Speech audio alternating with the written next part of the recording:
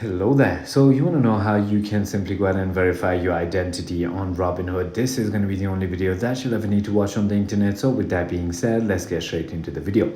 To verify your identity on Robinhood, you will need to provide a government issued photo ID, a selfie, and potentially other information like a social security number or bank account details.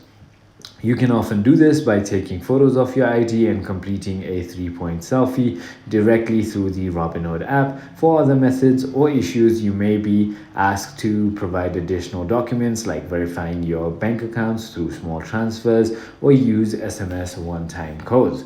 Now, in order to go ahead and verify it, all you need to do is provide a government issued ID, take a 3-point selfie, link your bank account, submit additional documents, and then simply go ahead and use a verification method.